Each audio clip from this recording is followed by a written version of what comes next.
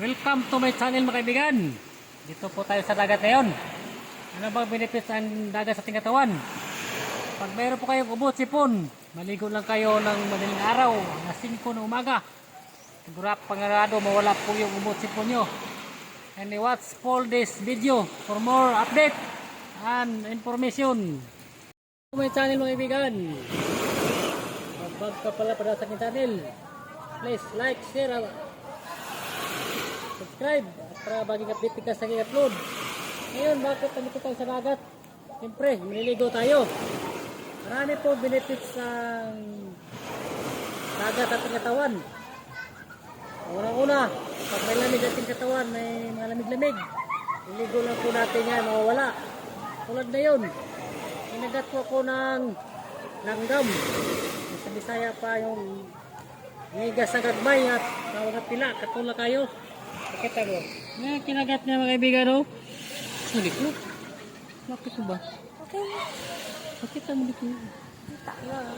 Yan, o. Yan, pula-pula. Makati po yan. Yan, iligo po natin yan para mawala po yung kati. At bukod dyan, pag may malaga tayong aso na may mga pulgas, kaya galis, iligo mo lang yan sa dagat. Mga 3 times. Mawala na po yung mga pulgas niya o puto o mga galis.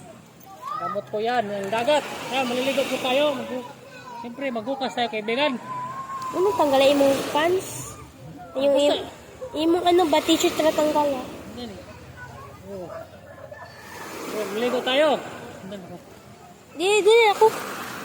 Dili ako. Dili ako. Abot lagi basta ako. Dili na. Ano mo pinuso na narinig yung mga... Dili na.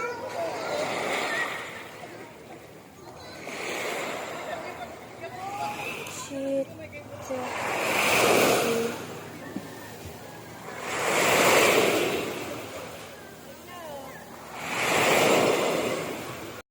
Kan! Ano tayo maligo? Kasi maganda yung maligo tayo sa dagat. Benepisyo po ito sa ating katawan pag may mga lamig-lamig. May mga kati-kati sa ating katawan, matanggal po yan.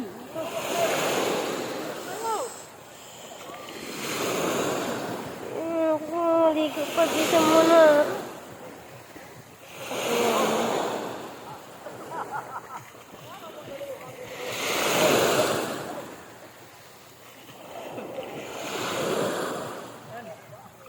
Dito lang kaibigan. Salamat sa walang sawing suporta. At sa taas ng lahat mga kaibigan. God bless us all.